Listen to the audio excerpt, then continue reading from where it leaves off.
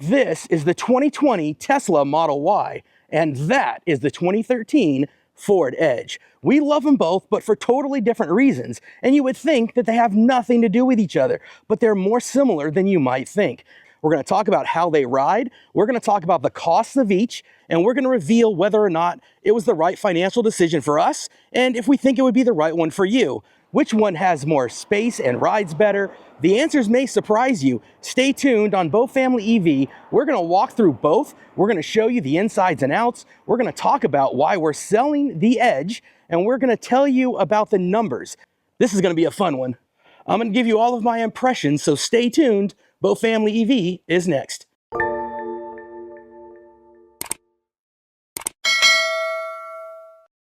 So before we get into the ins and outs of the differences of these two vehicles, let's talk about the numbers, because where the rubber meets the road, that's what I really feel matters to families. When you're a school teacher like my wife or work for FedEx like me, it's really about the budget for the family. And so in this case, that's what really matters. Now for me, I've been driving the Lightning for over 3 years. I originally had a 2022, now I've got the 2025, and I fell in love with driving electric. I wanted to share that same experience with my wife. So we took advantage of this great lease deal that Tesla had on some of their used inventory. This 2020 Tesla Model Y was zero down, $260 a month. Seemed like a low-risk way to introduce my wife to driving electric on a daily basis.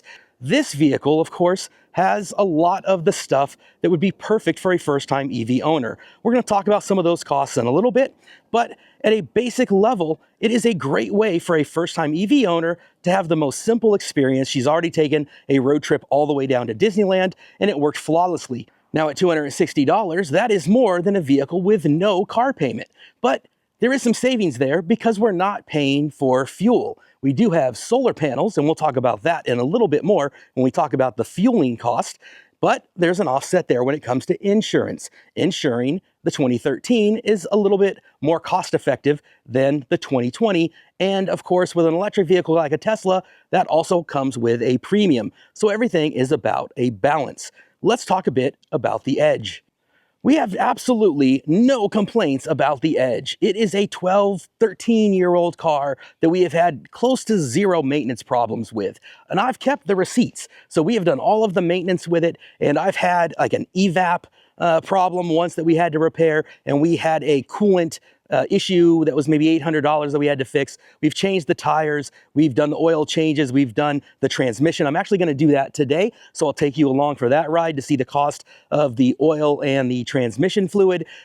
Transmission is done about every 30,000 miles, so as we come up here on 100,000 and I come to sell it, this is probably going to be somebody's first car, starter car, something like that. I want to make sure that it's got fresh oil, fresh transmission fluid, everything is good to go there. The tires were recently replaced, so that won't be an issue. And even the battery was just recently replaced. So all of that will be good to go for the next owner. You can see that the engine bay is nice and clean. Again, no issues with the car. It is the limited trim, so it's got full leather interior, and it's in really good shape. You can see that at the time, 12, 13 years ago, it was a $34,000 car. So by no means is this a cheap trim, and it's held up well. It's got a good quality feel to it. The doors thunk really nice. I really have enjoyed the vehicle, and so has my wife and family. There is no reason financially to get out of this vehicle. The best vehicle, the most affordable vehicle, the cheapest vehicle you can own is the one that you've already paid off.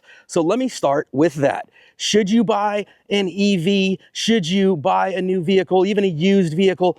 No. Financially, the best decision you can make is to stay with the one you already own, that's already paid off, that has the lower insurance. This is the better financial decision than that. So why did we do it? It really came down to me wanting better for my wife. I wanted her to experience what I get to experience every day driving the Lightning.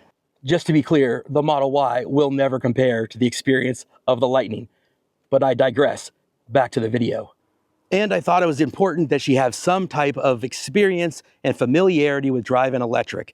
And no matter how you feel about Tesla, I do think they are the standard by which others are measured. I do feel like they are the baseline. So being able to expose her to the Tesla environment and ecosystem will allow her to kind of compare it to whatever else is out there. We do have an R2 reservation, so that'll allow her to decide whether or not that R2 is worth giving up some of what you get with the Tesla UI and full self-driving and kind of make that decision. We also want to see what Ford comes out with in 27 with their new universal platform and that new offering. That should be exciting. And who knows what else is on the horizon from other automakers. So I do believe this is a good baseline from which to make that decision in 27. All right, so let's close up the Edge. We're going to take it down, get it fueled up, get the oil and transmission fluid changed. Then we're going to come back and talk about the cost of that and the cost to plug in and charge the Tesla. Then we'll do a walkthrough of the interiors and show you the surprising differences and similarities between the two. Then we'll wrap it up from there. If you're curious about what you see behind me, this is my decorations that I do for Halloween, Thanksgiving, and Christmas. There's a different video that I'll leave linked below to show you all of this cool stuff that I do at the house. Anyway, let's get on the road and get this thing fueled up, oil changed, and ready for the next owner, and we'll show you the cost of that. The noise in this thing is undeniably obnoxious. Coming from an electric vehicle, there's just no way around it. It's not particularly loud for a gas vehicle, but the sound, obviously, of having the motor and the amount of effort and noise it makes to get up to speed is certainly not great. So that is one of the things that I know my wife enjoys, that even though the Model Y is not known for its NVH, even as a very early model, it is still whisper quiet in comparison. Shout out to the Tesla going by us right now, in fact. Here at the pump, which isn't a place I find myself anymore, we are looking at $3.50 a gallon, which is one of the least expensive places here in the Bay Area that you can find. Typically, it's more than $4, even up to $5, so I came to the lowest priced option there was. This vehicle gets about 20 miles per gallon if my wife does about 200 miles on average a week, which comes out to about 10,000 miles a year. We're looking at about $35 a week in gas.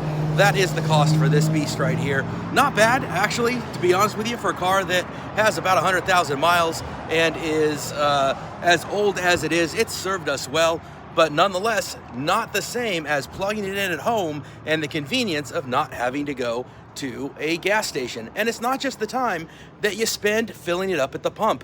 You've got to take and go through the traffic and come down to the gas station on your way home. So people think that it's just as simple as the time that you're at the pump, but it's also the time that you're not just pulling up to your garage, plugging it in, and walking inside. I've got to stop here, go out of my way, wait for it to fill up, now drive back to the house. So it's more complicated than just talking about the time you spend at the pump itself.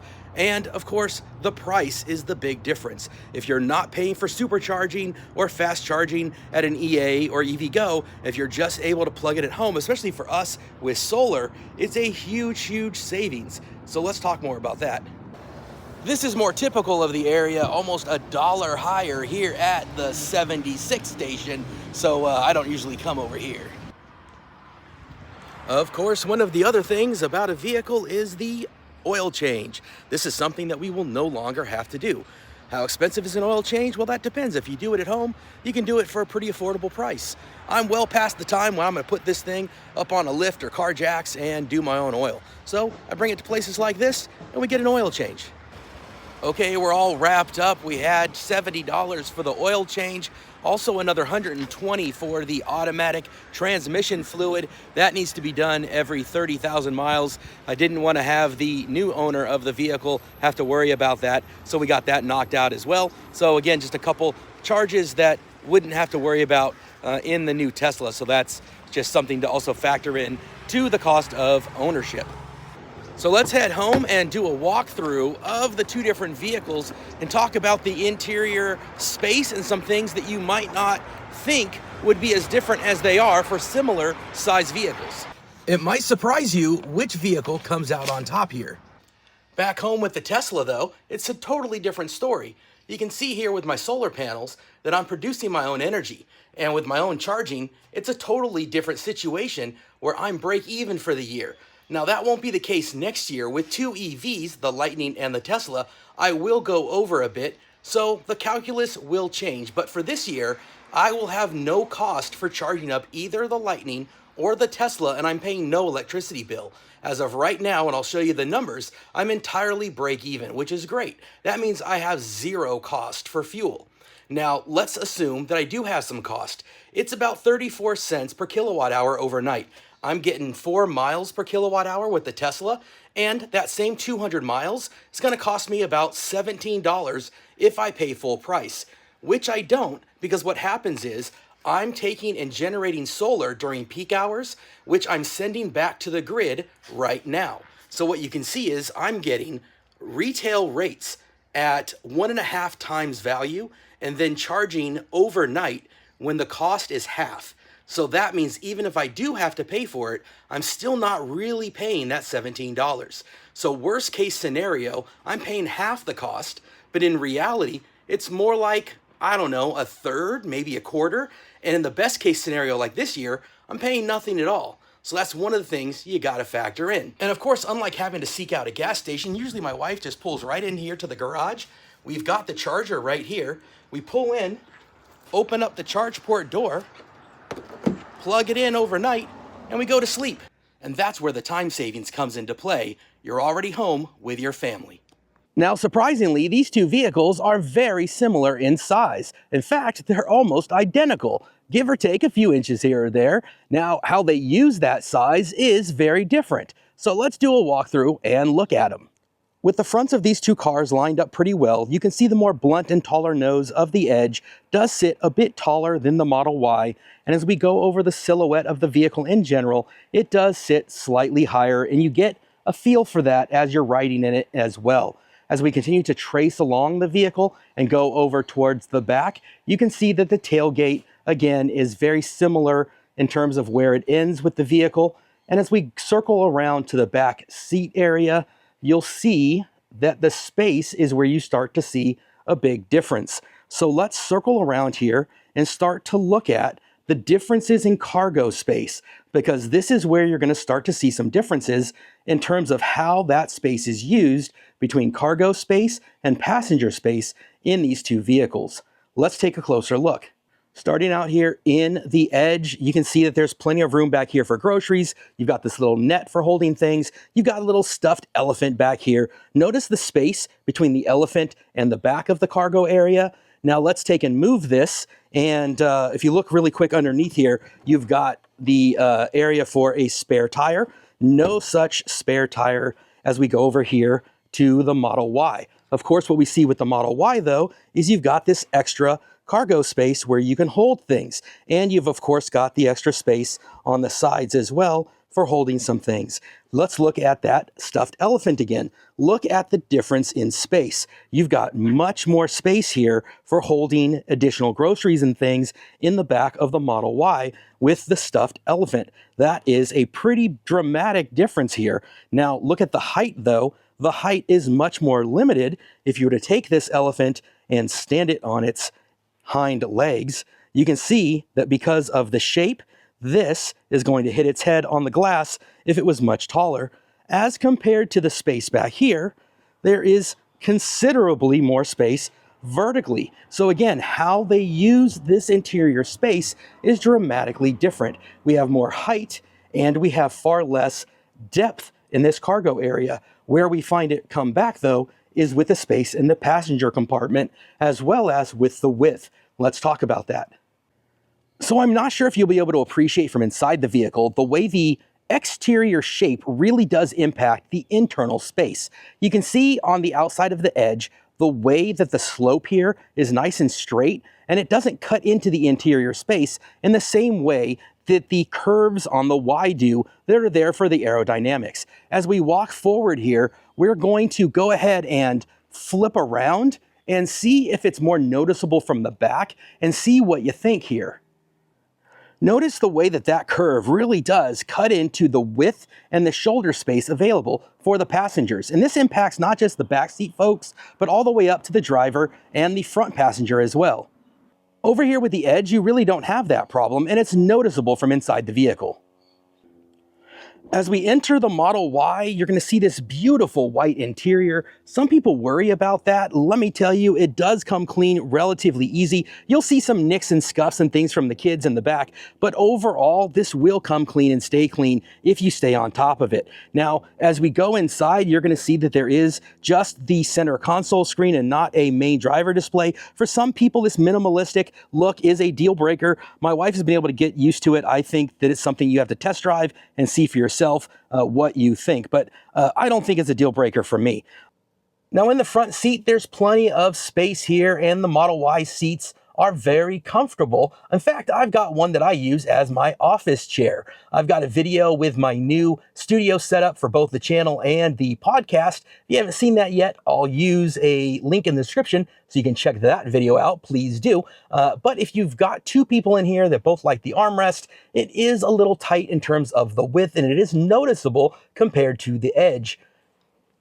Similar story with the back seat space. If you've just got two people back there, it's not a big deal, plenty of room. If you try to put three, it is noticeably tighter than the Edge. Now there is an area of the passenger seat area where the Y really shines, and that is the knee room here. Legroom is fine in both vehicles, but what really is dramatically different is the amount of room and space here at the knee area. This glove box is really elegantly molded into the dash, and there is so much room here with the knees. We'll show you the difference in the Edge. Of course, we cannot forget the panoramic glass roof, which you either love or just don't care about. The Edge doesn't have it. The Lightning has the best of both worlds with a glass roof that actually opens and a retractable cover that closes it up from the sun. So shout out Lightning, which has the best of them all. Now, when it comes to infotainment, nothing compares to the Tesla. Of course, you've also got the front space that the Edge doesn't have because of the giant motor inside.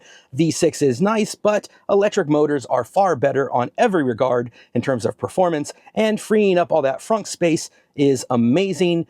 As far as the navigation, it is unparalleled. Tesla navigation is fantastic. All of the nerd data that you can get in here is, again, just fantastic. The app experience, second to none. So Tesla for the win when it comes to this area. The wireless charging pads is another area where the Tesla will excel. The Edge, of course, doesn't have those. So as I go to close the door here in the back, this is where you definitely notice the more restrictive space. The way my shoulder area is back here as a passenger, and the area here with the center console rest, this is where I start to feel like I'm in an airline seat, and I start to feel really restrictive. And in the Edge, I have much more width and space as a passenger back here. The legroom is not quite as wide for me either. So again, this is where you do start to notice the difference in space, but that space is back here a bit, and it is made up for in many of the other areas. If you have kids back here, you probably don't notice a difference or care, but as a full-size, more than full-size adult, this area for me back here, noticeably less comfortable than in the Edge for sure. So depends on how you're using these back seats. As we go over to the Edge, we're going to show you some of those differences that we pointed out from the Y. Let's start with the passenger seat. Here you're going to notice that difference in the available knee room with the way that the glove box is.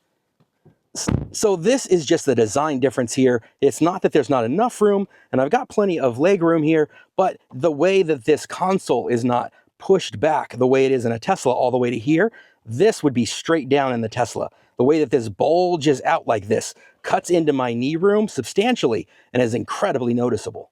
Overall, though, the amount of width I have here as I go and lean into this side of the vehicle is noticeably more side to side, and this is where the Edge has more of a comfort advantage if you're someone my size. This may not matter for you. Here in the driver's position, again, just noticeably more left to right width. And so for me, I'm actually much more comfortable driving the Edge in terms of the amount of space I have as the driver. Now, the technology, of course, is a different story. Let's check out the hilarity that is the 2013 Sync system from Ford. So this is your traditional OEM type setup where you've got your speedometer and your different buttons on your steering wheel, all the stuff that you would expect in a very familiar vehicle. As we go over to navigation, this is going to be, again, very traditional Garmin looking stuff. You've actually got to update this stuff with SIM cards. And in fact, if I reach in, you can see the sync SIM cards that you've got to then buy for like $150 or something and plug them in every time there's an update. No OTAs with the Edge, but they do still update these things, surprisingly. So yeah, totally different system when it comes to technology for sure. Of course, no panoramic glass here. This is either something that matters to you or it doesn't.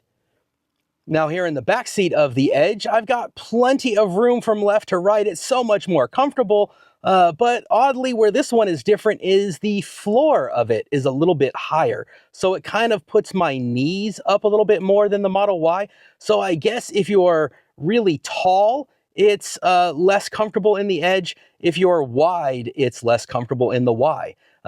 So I guess pick what type of passengers you would have in your vehicle and then pick your vehicle accordingly.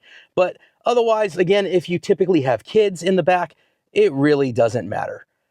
It's really noticeable, though, I will say, just how much the Model Y cuts in here into the shoulder space as compared to the Edge in more traditional shaped SUVs. One thing I will say I appreciate about Ford is that they always include an oh shit handle, which I do think is cool. It does help either with pulling in or getting out of a vehicle for some folks. And if you've ever driven with Kyle Connor, it definitely helps as you're going through the canyons. I think the last thing to point out back here is just the tremendous amount of utility space that is available when you go and fold down these seats.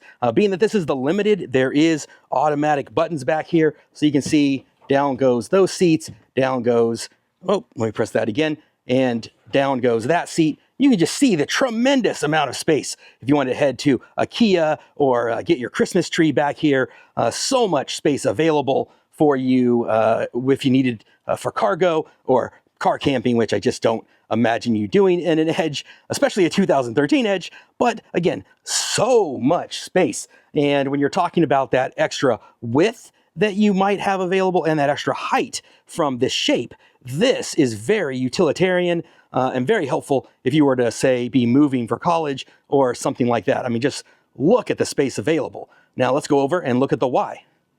Now, while the Y does lack some of the height and width, it is no slouch at all. You can see we've got those buttons again, and down goes those seats, down goes those, and you can see it does open up and provide plenty of space. It lacks, again, some of the dimension, but you do have the extra space once again underneath, as well as the frunk space available. So yeah, you give up some area in some respects, but gain it in others. Well, that's going to wrap it up for this one, guys. Tell me what you think in the comments. Should I have stayed with the 2013 Ford Edge, which had no car payment, lower insurance, was problem-free, or was it smart to take advantage of the great Tesla lease deal and give my wife a shot at learning about electric? I'd love to hear what you would have done for your family. Of course, I love the Lightning, so that was something that, again, I felt like I wanted my wife to experience. But was that the right move financially? I don't know if it was. Tell me what you think. What would you do? Let me know your thoughts. If you like this kind of content, please like and subscribe. If you have this on mobile, give it a hype. All of those things really help the channel. Check out my other videos as well, and we will see you on the next one.